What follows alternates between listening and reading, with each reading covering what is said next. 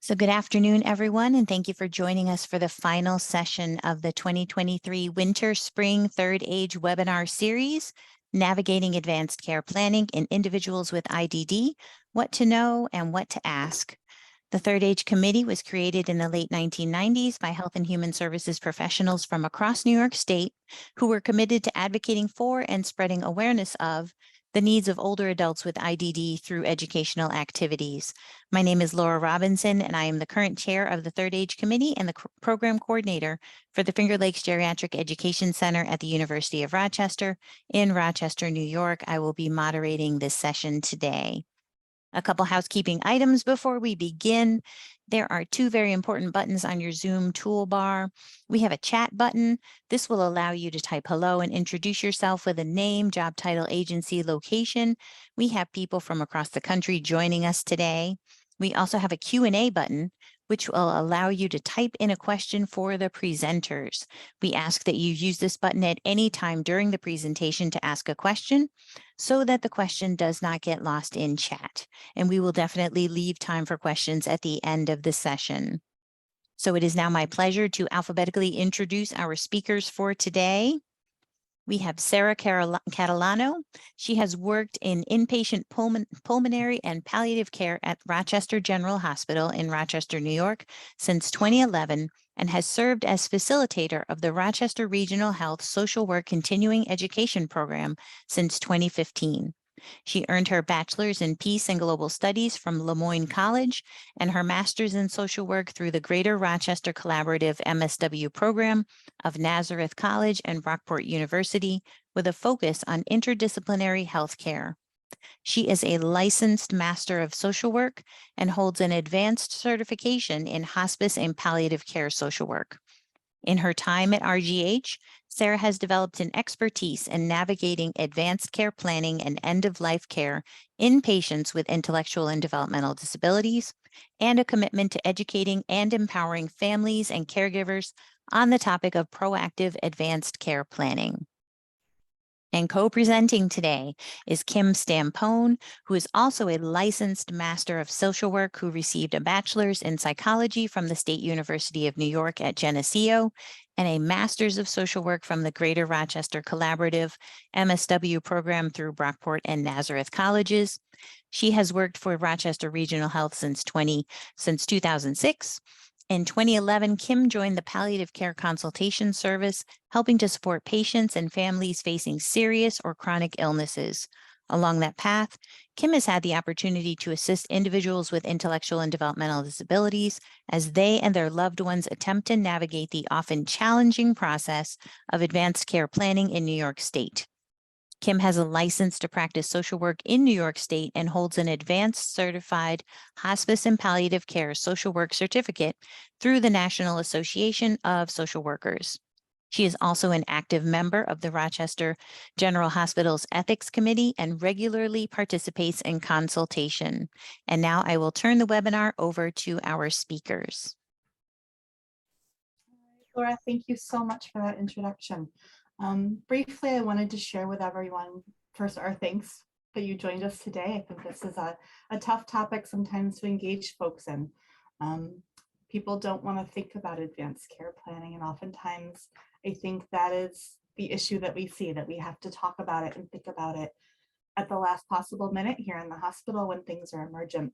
And so our goal here today is really just continue to talk with folks, encourage folks to share and expand knowledge about some of the specific New York State regulations within the IDD population, that when it does come time to make difficult medical decisions, even if that's 5, 10, 20, 30, 40 or more years down the road, there are some things that are important to be aware of for families, guardians, and other caregivers that we really hope to continue to empower families and caregivers to know about in advance so that we can help ease some of the trauma that comes with finding out some of this information in an emergent situation in the hospital setting. Some Some of these slides are packed with information and resources.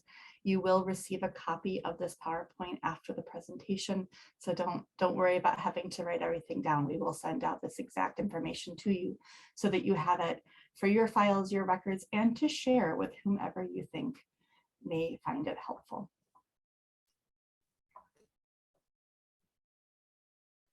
So we just wanted to kind of outline some of our objectives for our discussion today. To be used loosely as a framework, if you think of questions that pop up along the way, please don't hesitate to kind of add it to the chat bar or interrupt us as you think of them. We want this to really be more of an informal discussion as things kind of spark questions during our discussion. So we really wanted to let you know a little bit about who we are and why we're interested in expanding knowledge. We'll share a little bit of some of the circumstances and situations that have arisen in our work and as part of the palliative care team and kind of how we gained this experience. But then we also want to talk a little bit about what to know. You know, a lot of our patients and their family members, they're not even aware that there are these kind of legal stipulations and kind of statutory processes that we have to go through when it comes to advanced care planning. And along those lines, what to ask your your primary care physicians, what to ask your agencies, what to ask your house staff. When you do kind of finally have this knowledge of the process that's at play, what questions and how can you advocate for yourself? And then finally, we'll go through some resources that we have found over the years. You know, it's kind of an ever-changing body of knowledge out there, but I think we've tried to pare down some of the most appropriate and informative resources out there to kind of help inform families as they go through this with their loved ones. So just a little bit about who we are and why this is something that is so important to us. Kim and I both are full-time palliative care social workers here at Rochester General Hospital in Rochester, New York. Between the two of us, we have just under 30 years of combined experience working with patients with serious chronic and complicated illness. During our 10 years here at the hospital, we have both spent some time as the medical ICU social workers. Kim was also the social worker for the stroke unit, and I spent some time as the social worker for the pulmonary and chronic vent unit. So for the entirety of our time at the hospital, we have worked with patients with really serious illness and oftentimes have had to have a primary role in some of the conversations surrounding artificial life supports, advanced care planning, and what decision makers wish to limit or protect their loved ones from. As part of that care, we often have patients with IDD, of course, and as you know, our baby boomers are aging, so are our patients with IDD in that generation.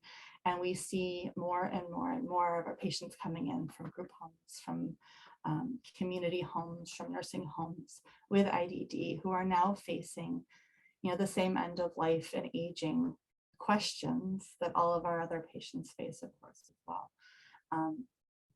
We often notice that when our patients with IDD come in these more acute and crisis medical situations, regardless of what stage of life they're at, their families, their guardians, sometimes even their direct care staff or caregivers are not aware that there are some limitations in what decisions families and decision makers can make in an emergent situation. I know that we have a variety of folks with us in the audience right now. I think for family members, much of our verbiage here today is to encourage and empower you what questions to ask and how to educate yourself. For direct care staff or other agency staff or caregivers, thank you so much for being here as well. I think you have a really important role in being able to help notify family that there is more information to get. We'll talk a little bit more about this, but I know that there are some limitations for staff in terms of what they're able to discuss with family.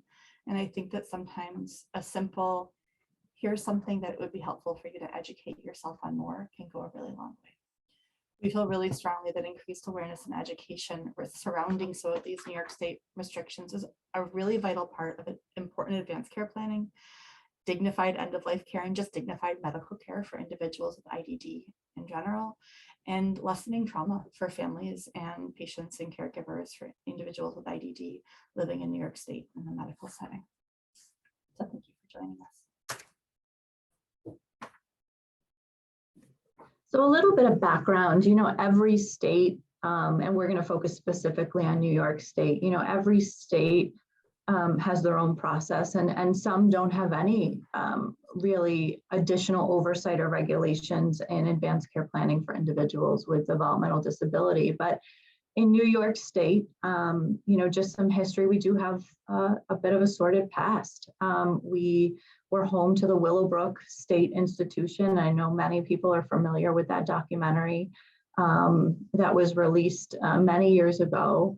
And it prompted a class action lawsuit. Many of the parents and the caregivers who had individuals, children, family members in that institution brought a class action lawsuit against New York State for the lack of care, the lack of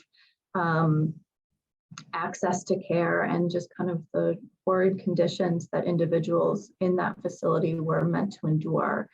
And that kind of prompted New York State to put in place a lot of safeguards to ensure that nobody was denied medical care and you know, whatever was available because of a developmental or intellectual disability.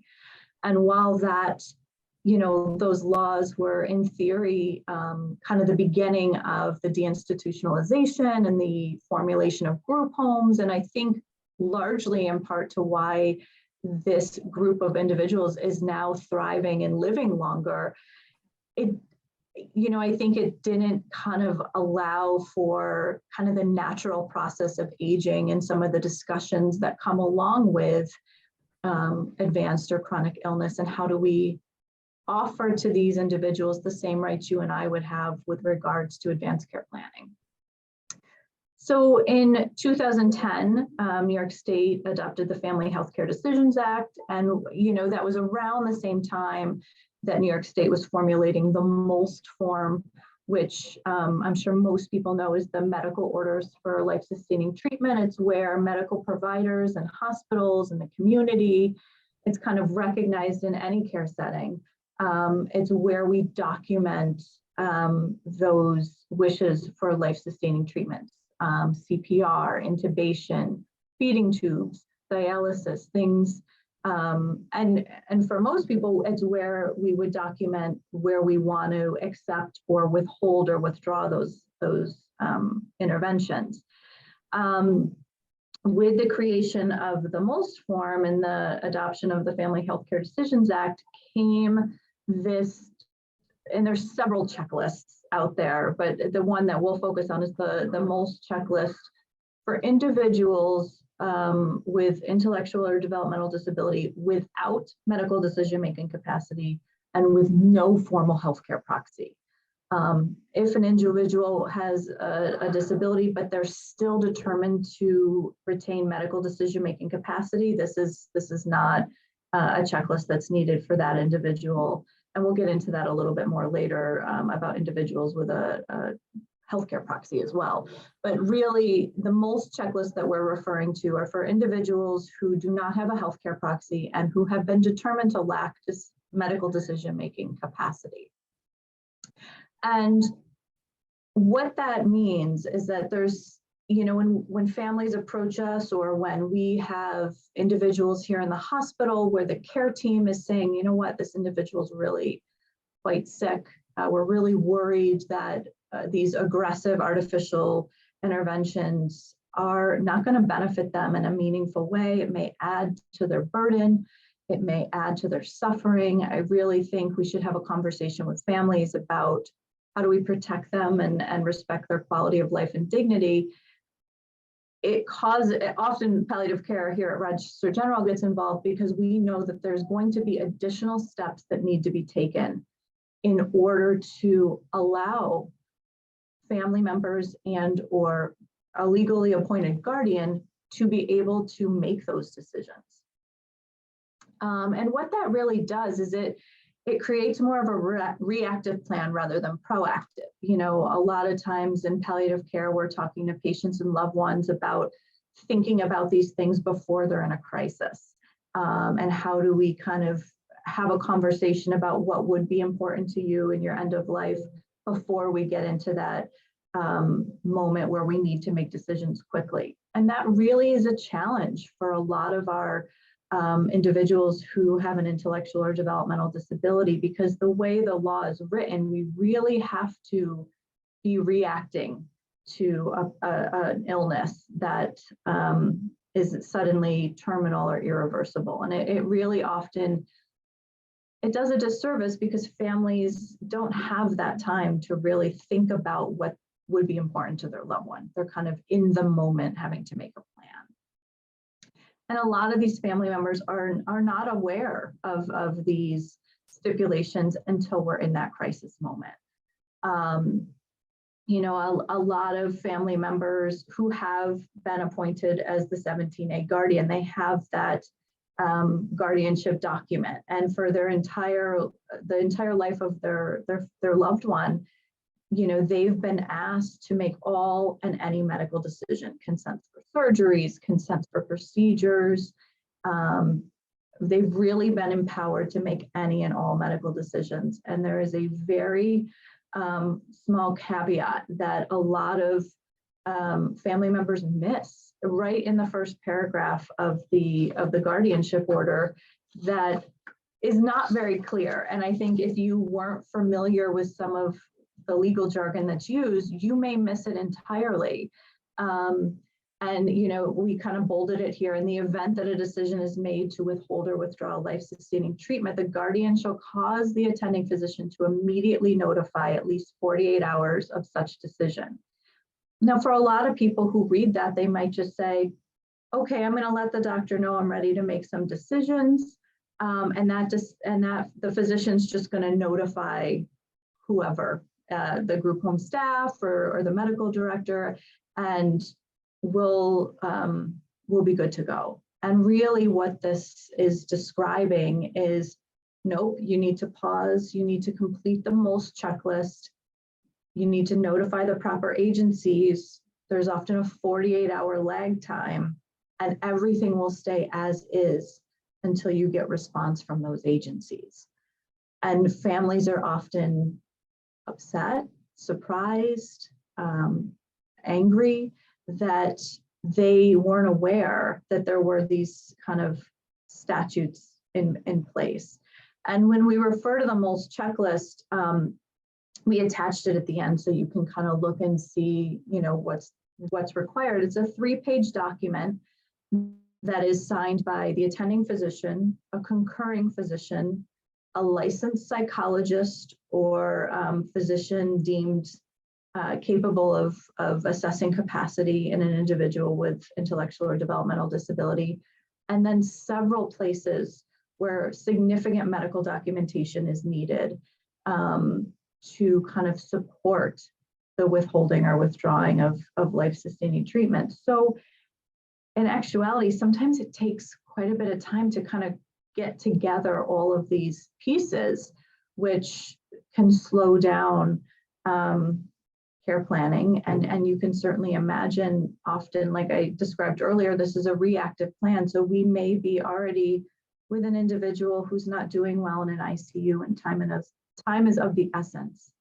And we get involved and are informing, you know, these family members and these caregivers that we hear you, we know that your loved one is critically ill right now, and you have some thoughts about how you'd like that care to go, but we need to pause and potentially take several days to gather information, appeal to the appropriate parties within the state, and get a response from them before we can do anything to protect your loved one. So it's really, it's often a challenging position to be in, to be the one that delivers that information to these families who have no idea that these kind of laws exist.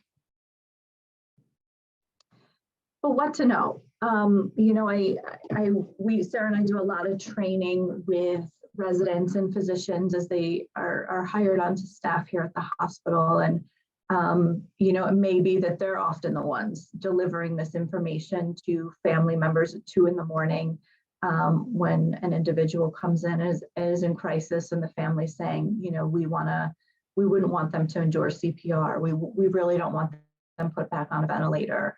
And it's often, you know, these residents and these physicians that have to say, legally, our hands are tied and we can't do that. We need to keep everything as is until we get through this process. And one of the things we always recommend is to encourage the families that we are here to help, that there is a team here, the palliative care team here in the hospital that will help navigate this process as quickly as possible. But I think even better than that is educating family members, staff members, anyone who works within this population ahead of time, that advanced care planning is still possible, even without doing a MOLST. You know, even though we are kind of stuck working in this system for now, of it being a very reactive kind of planning system, advanced care planning, in my mind, and I think Sarah's mind as well, is just starting the conversation of what are the laws, what are the things that may come up in the future that may make us pause and take some additional time before we can make those decisions. If you have legal guardianship for an individual, or if family members in your system or through your agency have guardianship, draw their attention to that first paragraph of the guardianship. You know, I think educating family members who are appointed as guardian that you have authorities, but that authority may be limited. Take a look at your document. And if they have questions, there are Mental Hygiene Legal Services has offices throughout the state. This is the agency that is there to advocate for the rights of individuals in facilities and in group homes, but they're also a great resource for interpreting guardianship documents and verbiage and making sure that families understand just exactly where their authority starts and where it's gonna, you know, end. You know, I think the other thing is really, you know, a lot of our families know so much about their loved ones' medical history and, you know, all the things that their family member has struggled with medically throughout the years. And it's really important that they ask their medical providers, ask their PCPs, ask their specialists, ask the medical directors of the agencies that perhaps they're living with, you know, what conditions are chronic, which conditions are expected to progress, which are irreversible. You know, when loved ones are diagnosed with dementia, we know that that's a progressive illness that is only going to get worse. And we are finding that if we have some documentation of a disease such as dementia, something that we know is going to get worse, agencies are more willing, the state is more willing to consider, can we proactively protect them from things such as CPR and intubation? Because we know with dementia, those interventions are not going to reverse the dementia or make it better.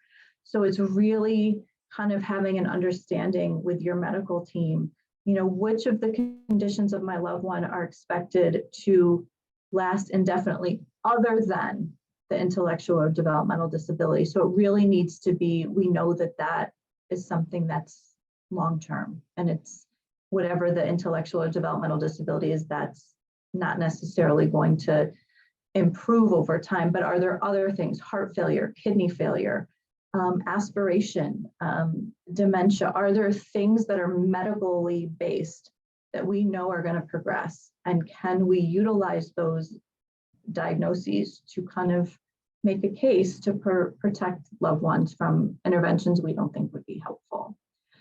And I think the other tough part that, you know, Sara and I have talked to numerous group home staff about is that they're not really empowered to talk about these things with families. I think some agencies operate a little bit differently, but I've had group home nurses say, you know, I've been really worried about So-and-so coming in and out of the hospital 6 times this year for aspiration pneumonia. And I'm really worried that this is only going to continue, but I'm really not supposed to talk to the family about requesting a palliative care consult or requesting some limitations in care. And I think it puts the staff in a really tough spot because they can kind of see the decline. They know these individuals sometimes even better than family because they're the ones taking care of them day in and day out. And I think knowing that this is having a resource, like Sara said initially, to pointing families in the right direction. You know, if you know you're not going to be able or empowered to kind of bring up or broach a goals of care conversation with individuals within your agency, are there ways that you can point families in the right direction? Can you let them know, you know, there are going to be some things that may need to happen down the line before we could talk about end of life. Here's a great resource. Here's a great pamphlet. Here's a great website. Here's something that you can use to educate yourself before we're in that crisis. Kim and I have both had, you know, at this point, countless of cases of individuals with intellectual and developmental disability that I think most of them we will never forget. They stick with us. They're special cases. They are cases where we're highly involved with very emotional situations with family members and patients. But I recently had a case a couple weeks ago that was similar to many of these cases in the sense of this was a 56-year-old group home resident, just in brief, who came in for an unexpected and emergent surgery that was highly risky for a condition that was unlikely to be reversible, an emergent condition. And the surgery was being recommended as the only possibility for life-saving, but also with the caveat that it was very risky and that potentially the outcome may not be changed by surgery, that this patient may still be at end of life. And as I spoke with bright and early in the morning, this gentleman's very involved, very loving parents who are also his legal guardians, they shared with me that he had been in the OPWDD system for over 20 years, that they always had felt that was the most incredible of care, that they kept him in New York State for the care that he received here, even after they had moved out of state in their retirement. And that they had several conversations, many conversations over the course of time where they had shared with his caregivers within his agency that they know eventually he would reach the end of his life and that they just really wanted to make sure that everyone knew that when that happened, they wanted to protect him from interventions such as CPR, breathing tubes, and risky emergent surgeries. They have been very clear about that. And as I spoke with his mother, who was extremely gracious as we were taking him into emergent surgery, because we would have to do more paperwork to refuse the surgery than we had time for under New York state law, she shared with me repeatedly, I just wish we could have been more prepared. You know, she was very gracious, saying, I understand that your hands are tied. I understand that what you're telling me, what I'm hearing from for the very first time from you as someone I'm just meeting just now in this emergent situation, is that there is New York state law surrounding what decisions we can and cannot make for our son that we did not know about until this moment, that restricts our abilities to say, I really don't want to put him through this surgery. We recognize that this is the end of his life and we just wish for him to be comfortable. And we're finding out now in the midst of this that we don't have the power to make that decision. Even though we are his decision makers, there's 48 hours worth of paperwork that you have to do as a hospital before our wishes can be honored. I just wish we could have been more prepared. We didn't know our hands would be tied. This patient ended up dying in surgery, very sadly, and his family, in their grief, continued to be extremely gracious and also angry. And they shared again, we've tried to have this conversation, and I wish that one person over the course of all of the incredible caregivers that we have encountered over the course of his time involved with the state would have just mentioned, hey, heads up, I know you're his guardian. Just prepare yourself. Take a look at that paperwork and educate yourselves, because someday you may find that there's a decision that you wish to make that you will not be able to. And I think that that's a case that stands out. It's a particularly sad case. And also it is consistent with every single one of our patients with IDD who come in whose families did not know that this was a legislation that was in place. So if you are a family member, a guardian, a caregiver, a friend of someone with IDD, if you are a direct care staff or a staff member, a professional, a physician, a speech therapist, anyone involved in any way with caring for individuals with IDD, I think that you can help support families and share what questions to ask. You don't have to have the answers, but what questions to pursue. And I think some of the questions for family members to ask their involved agency, whether that be OPWDD or a voluntary agency, whether they live in a group home or the individual lives at home or in a nursing home, but to ask questions about how can I be prepared? How can I know where my hands may be tied? Not even necessarily how do I keep my hands from being tied. I think we can talk a little bit about that later, but what do I need to know? What do I need to know ahead of time, even if end of life for my loved one is decades down the road? If something were to happen emergently and unexpectedly, or if life goes fast the way it does, and suddenly I am faced with decision-making that I was not prepared for. Who can I talk with? Where can I go to learn more? What resources can you suggest? We will include many resources as part of this presentation that can be shared with families and caregivers. And does this agency who's providing this incredible care for my loved one have anyone whose job is to help educate me on this topic? I know some agencies have worked really hard to have a specific person who specifically, supports individuals who have guardianship in place and educating families. Sometimes connecting those guardians, those family members with that professional can go a really long way. For PCPs, for individuals with IDD, I think oftentimes we find that all of our community PCPs may have one or two or many patients who have IDD. And depending on their level of experience with this population, their level of education themselves, whether or not they've run into a situation surrounding end-of-life care or completing a DNR to withhold CPR for a patient with IDD, it may impact whether or not they even know that these regulations exist. We oftentimes here in the hospital setting find ourselves reaching out to primary care providers saying, we need to give you a little more education. I see that you tried to place a DNR in the community, or I see that you're hoping that this family's wishes for a more comfort-focused plan to withhold aggressive interventions can be carried out. And are you willing to let me educate you a little bit so that you can help support this family in realizing that there are some extra steps? So encouraging primary care providers to educate themselves on New York State regulations, the medical order for life-sustaining treatment, the MOLST form that Kim mentioned, the New York State document. There is verbiage on that form that specifically references patients with IDD, and that it's a different process that must be followed, whether or not physicians in the community see that document or recognize that there's additional instructions on it, maybe case by case.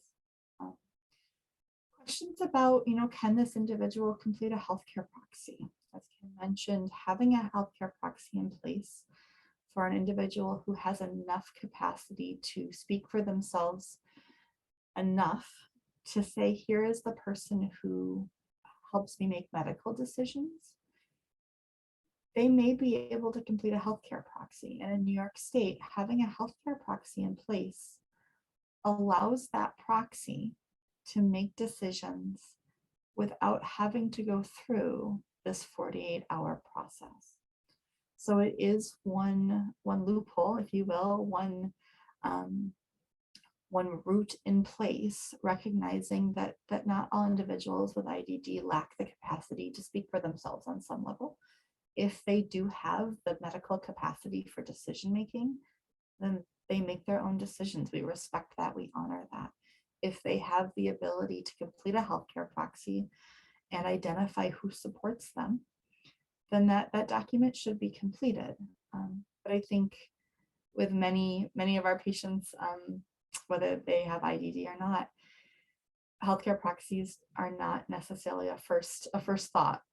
We have many patients who come in that don't have a valid healthcare proxy in place. And for our patients with IDD, it can make a really big difference. So there are a couple of different rules about completing a healthcare proxy that a primary care provider or an agency team or medical director could help families navigate. Individuals who live at home, if they are not living in a group home setting, they live at home, or if they live in a nursing home and can consistently express who they would trust to speak on their behalf for medical decision making. Then a healthcare proxy can be completed with 2 valid witnesses who are also not a proxy, just that I was complete for myself. If I have 2 people who I'm not assigning as proxy and they agree that I'm able to speak for myself to identify this person, a proxy can be completed. Individuals who live in a group home, a capacity assessment does need to be done by a licensed psychologist to assess their capacity to assign a healthcare proxy. So there are some extra steps that would need to be facilitated potentially through the primary care physician or that group home overseeing agency. But I think that it's a good question to ask because we do see patients come in, individuals with IDD, who probably could have completed a healthcare proxy before they were acutely ill. And now that they're here with us in the hospital are too sick to do so. And having had that proxy in place prior to their acute admission would really have made a big difference in empowering and legally allowing that proxy to then be able to make medical decisions above and beyond what they could have made without. If a healthcare proxy can be completed, if you've talked with PCP, agency, the individual, and they're able to complete this healthcare proxy in a valid way, it is really important to include a line regarding artificial nutrition and hydration. That can be as simple as my healthcare proxy knows my wishes surrounding artificial nutrition and hydration. In New York State, we take artificial nutrition hydration, so tube feeds, IV fluids very seriously. And if that line is not spoken to in the proxy, then the healthcare proxy's ability to make decisions regarding things like feeding tubes or interventions such as IV fluids at end of life is more limited. Individuals with established guardians in our experience have been found to lack competency and likely then cannot complete a valid healthcare proxy. My suggestion would be that if you have an individual with an established guardian who seems to have the capacity to appoint a healthcare proxy, it would be important to speak with the agency psychologist and medical director further to see, is there a way that a proxy could still be completed? Would it be considered valid? How would it be utilized at end of life or in acute medical decision making? Good to get more information on that. I think sometimes we find that it's case by case, but something to be aware of. And what to research, I think educating yourself more, and families, direct care staff, loved ones, caregivers, guardians of any kind, physicians, professionals, researching more about what do I need to know in my role supporting this individual with IDD that will help guide me in supporting them and supporting their family and knowing what I'm talking about when I'm making medical decisions or supporting someone I'm making medical decisions. So things to research and things to ask, what local and state resources are available to support us in understanding more and making advanced care plans before there is an emergency. Even if that advanced care planning is simply education or completing a healthcare proxy or notifying families so that there are no surprises before they are in an acute situation. talking to a social worker they haven't met before, and learning some very difficult news. So example, I know in the Rochester community of some resources, maybe a local palliative care clinic. We in Rochester have the incredible luck to have 2 complex care clinics who service patients and individuals who have childhood onset complex illness, including intellectual and developmental disability. That is an incredible resource. There are others throughout the system. I know from the Rochester regional perspective, we now have hospitals all over the state and primary care providers all over the state. That Rochester Regional Complex Care Clinic is available to any of our patients within our system. But it may be a matter of researching a little bit, Googling what's available in your community to help support before an acute hospitalization occurs, because that could be hard to anticipate. You know, I think one question that often comes up with family members and providers in the midst of frustration when an individual with IDD is here in the hospital and family members' hands are tied, we often have that question, how do we change this? Because while very well intentioned, I think that this legislation may be a little outdated. That's my opinion, because we now have so many loving families, caregivers, guardians who would and should be making decisions that they know is in the best interest of their loved one. If you feel so moved, or family members are asking about how do I change this? I don't like this. I don't think this is right. I always encourage folks to write your representative. Specifically, the piece of legislation is STCA 1750B.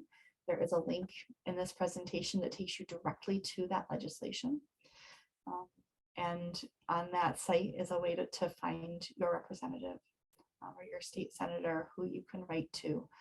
Several of the resources that we include on the next slide as well also have some examples of letters that you can use and tweak to your specific interests. If writing to your representative feels overwhelming to you, there are templates and examples to make that easier, because this is really important and it is the only way change will likely occur.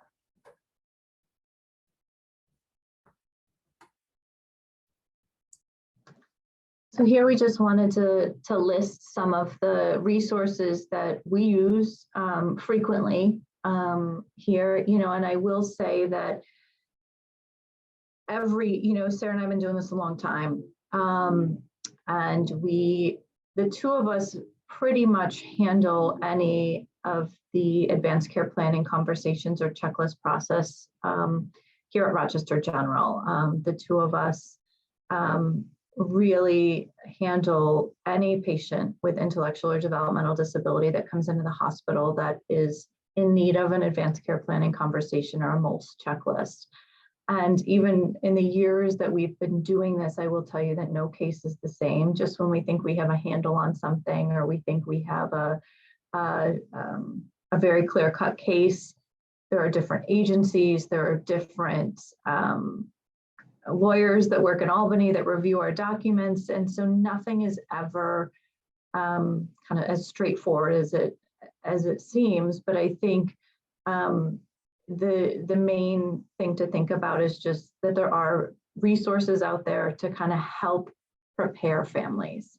And if anything could be taken away from today's presentation, it's just how to empower and educate our families so that they're better informed when these situations do come up. So these are some of the websites we use all the time. OPWDD has a wonderful section on advanced care planning, and it kind of goes in depth as to the law and, you know, what's required.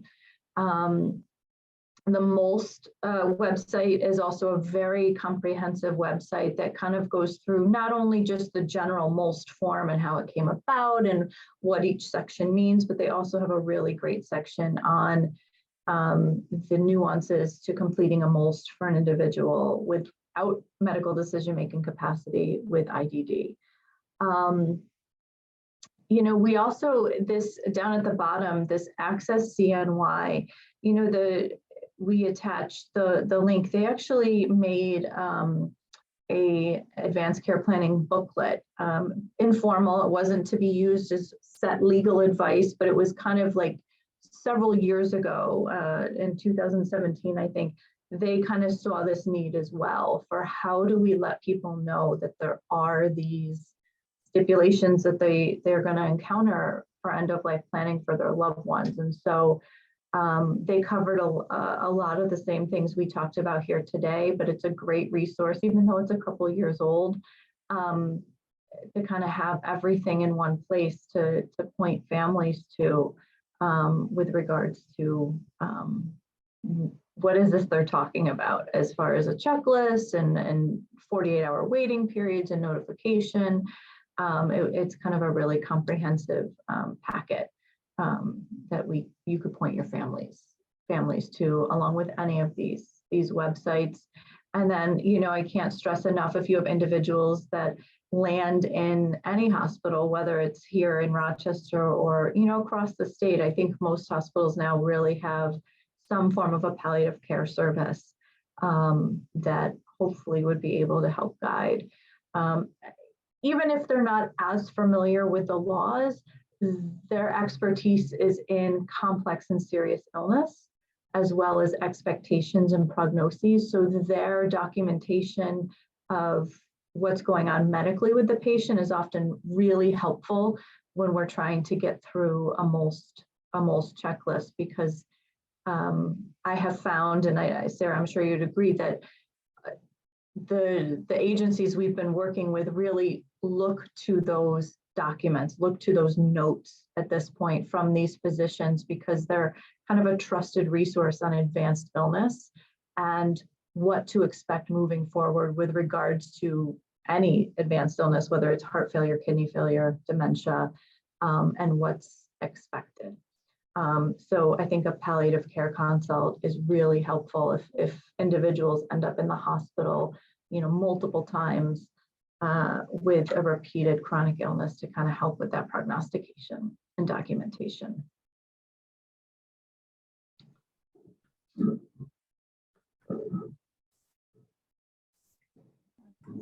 So again, you know, we'll send out this presentation along with several of the PDF documents, just so that you have them handy, and a copy of the MOLST checklist for folks to review. For family members, the MOLST checklist is not something that you can complete and submit, so it's not necessarily something to hang on to for your own completion. It has to be completed by a physician, but it is so that you can familiarize yourself with the questions that are being asked and understand the process. Here is our contact information. Please do not ever hesitate to reach out. We are both more than happy to field questions and help connect folks. We are learning still as we go. I think even after many, many years, we learn every day with a new case, but are always happy to share our suggestions or connect folks with resources. We've got a little bit of time, perfect timing, about 12 minutes for any questions, discussions, thoughts, anything at all.